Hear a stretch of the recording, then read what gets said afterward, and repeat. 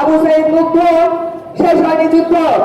আজকের এই গণসমাবেশে এ পর্যায়ে প্রধানমন্ত্রীর বক্তব্য রাখবেন এদেশের মাটি ও মানুষের নেতা, এদেশের বড় মানুষের ধর্মীয় জাতির আহ্বান ইসলামী আন্দোলন সিনিয়র নায়কের মুফতি সৈয়দ আহমদ ফজল করেন সবাইকে জানাই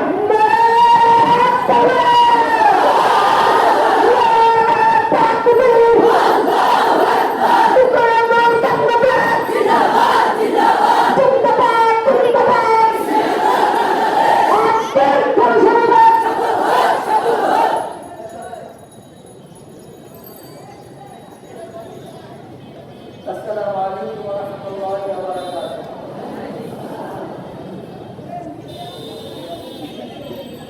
نحمد ونصلي على رسوله الكريم أما بعد. فأعوذ بالله من الشيطان الرجيم. بسم الله الرحمن الرحيم. وتلك الأيام نداولها بين الناس. صدق الله العلي العظيم. شهادة صلى الله عليه وسلم.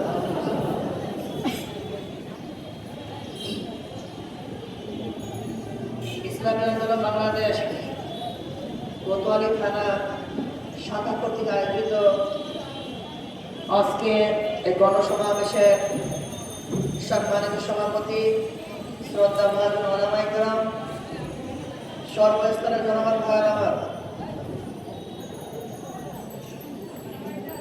আপনারা বহু বক্তাদের বক্তব্য শুনেছেন।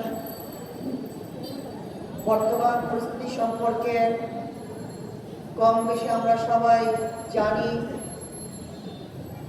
5ই আগস্টের গণবিপ্লবে আমরা অনেকে অংশীদারি। 5ই বিপ্লবের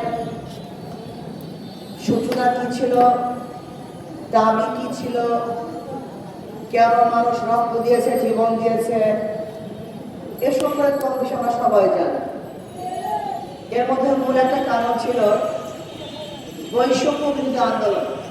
বৈষম্য থাকবে না, বৈষম্য দূর করতে চাই।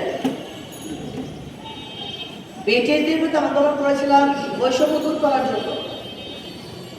ব্রিটিশরা আমাদের দেশের মানুষের সাথে বৈষম্য করতেছিল, এই বৈষম্য দূর করার জন্য তাদের বিরুদ্ধে আন্দোলন করেছিলাম।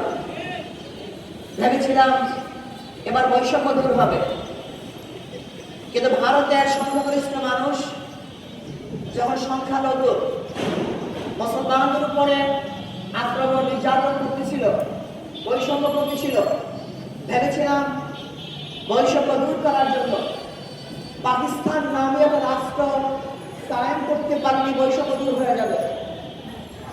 পাকিস্তান হয়ে গেল, ভেবেছিলাম বৈষম্য দূর হবে, কিন্তু আমি কি দেখলাম, পশ্চিম পাকিস্তানের মানুষগুলি পূর্ব পাকিস্তানের মানুষের সাথে বৈষম্য করছে। ভাবলাম দেশকে আলাদা করলে বৈষম্য দূর হয়ে যাবে, একত্রে দেশ ভাগ করলাম। ভেবেছিলাম এবার মানুষ মুক্তি পাবে, শান্তি পাবে, অধিকার প্রতিষ্ঠিত হবে। কিন্তু একত্রের পর থেকে 53 বছর পর্যন্ত যারাই ক্ষমতায় ছিল তারা বৈষম্য দূর করতে পারে নাই, তারা মানুষের অধিকার প্রতিষ্ঠিত করতে পারে নাই। 71 থেকে 2024 পর্যন্ত যারা ক্ষমতায় ছিল তারা দেশকে 2-5 বার চ্যাম্পিয়নশিপ করছে। তারা লক্ষ লক্ষ কোটি কোটি টাকা বিদেশি পাচার করেছে।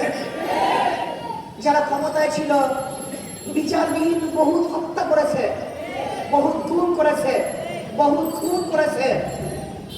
যারা 53 বছর ক্ষমতায় ছিল বহুত মা বোনেরা ধর্ষিতা হয়েছে। যে বৈষম্য দূর করার জন্য আন্দোলন করেছিলাম, সংগ্রাম করেছিলাম, কিন্তু আজও শ্রমিকরা তাদের অধিকার আদায়ের জন্য, তাদের ন্যায্য প্রাপ্তির জন্য আজকেও রাস্তায় আছে, আন্দোলন করছে। আজকেও শিক্ষকরা তাদের অধিকারের জন্য আন্দোলন করছে। আজকেও হাজারো ছেলেরা তাদের অধিকারের জন্য আন্দোলন করছে। গার্মেন্টস সেক্টর বলেন, শ্রমিক বলেন, মজদুর বলেন, চাকরিজীবী বলেন, পুরুষ বলেন, মহিলা বলেন, মিডিয়া কর্মী বলেন, যত প্রকার, যত ডিজাইনের, যত বিশাল মানুষ বাংলাদেশে আছে, সবাই বৈষম্য শিকার। 5ই আগস্টের পরে ভেবেছিলাম এবার বৈষম্য থাকবে না, এবার মানুষ মুক্তি পাবে, মানুষ শান্তি পাবে, মানুষের অধিকার প্রতিষ্ঠিত হবে। কিন্তু কি দেখলাম, 5ই আগস্টের পরেও আবারও বিচারবিহীন হত্যা, আবার কি দেখলাম চাঁদাবাজি, আবার কি দেখলাম খুন, জুলুম, অত্যাচার, দখলদারি, আবার মিথ্যা মামলা ফাইলাও, আবার সন্ত্রাস, আবার গুন্ডামি, আবার বদমাশি, আবার অত্যাচার, আবার অবিচার। তার মানে আমাদের আন্দোলন এখনো শেষ হয় নাই, আমাদের সংগ্রাম এখনো শেষ হয় নাই, এখনো বৈষম্য দূর করতে পারি নাই। 5ই আগস্টের পরে অন্তর্বর্তী সরকারকে ভেবেছিলাম দেশের মাটি এবং মানুষের দিকে লক্ষ্য করে দেশ পরিচালনা করবেন, কিন্তু ওনারা কি করতেছেন, কোথা থেকে সেই ফারুকি নামীয় কোথা থেকে দেখে নিয়ে আসছে, উপদেষ্টা করেছেন।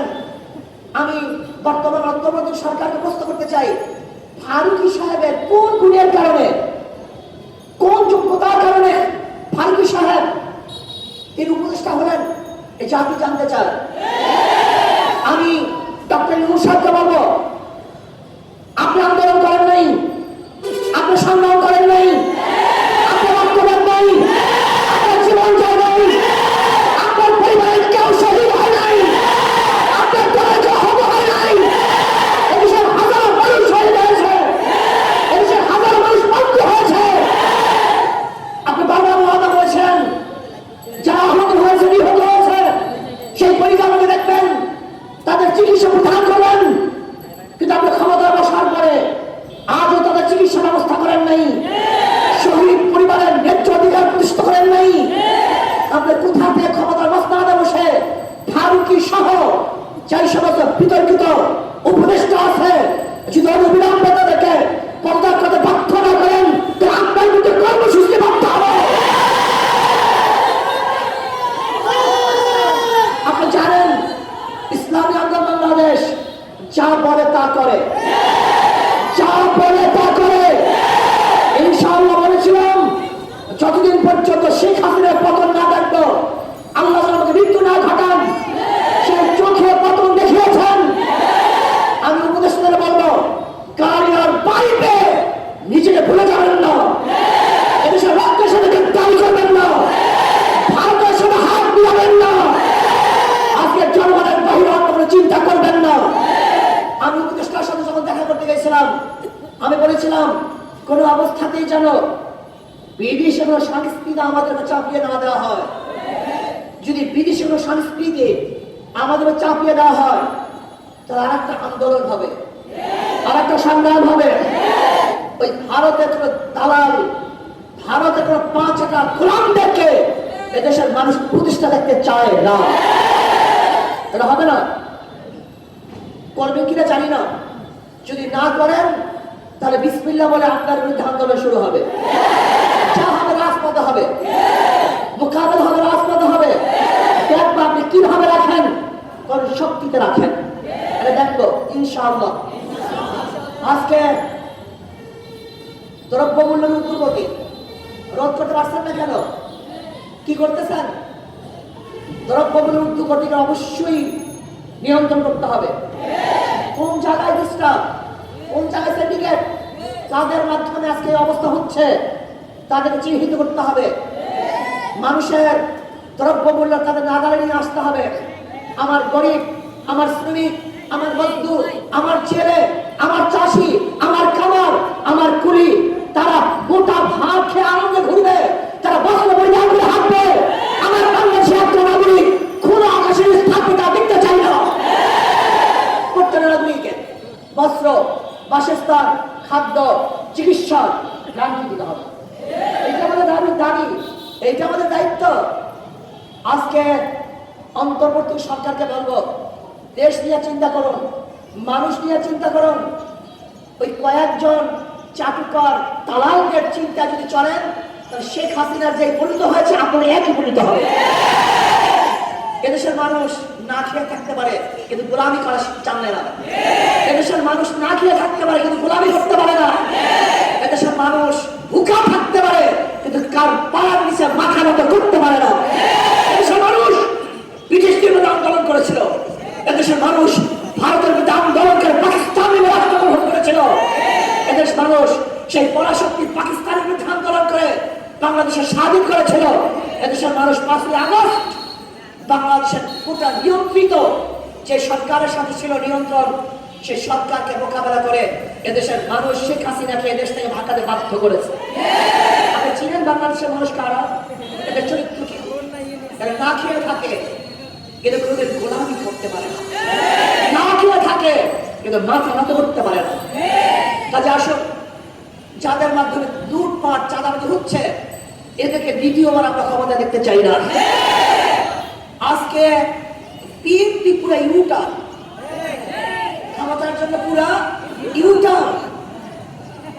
বিএনপির স্বাদ বেঁধে নাই, ওনাদেরকে আসলে পুরো অত্যাচার অবিচার করা এখনো হয় নাই। আওয়ামী লীগ সরকার যেই পরিমাণ নির্যাতন করছে তার ওনারা স্বাদ মিঠে নাই। ওনারা আবারও আওয়ামী লীগের ক্ষমতা আনার জন্য পথ উন্মোচন করছেন। কারণটা কি? চোরে চোরে হালি, এক চোরে বিয়া করে আর এক চোরে হালি। এই 53 বছরে এরা সিন্ডিকেট করে বাংলাদেশকে লুটপাটের এক মহাস্বর্গে পরিণত করেছে। এরা চাঁদাবাজি করেছে, এরা দখলদারি করেছে, এরা জুলুম করেছে, এরা অত্যাচার করেছে, এরা খুন করেছে, এরা ধর্ষণ করেছে। জনগণ ঐক্য পাবে, জনগণ ঐক্য পাবে।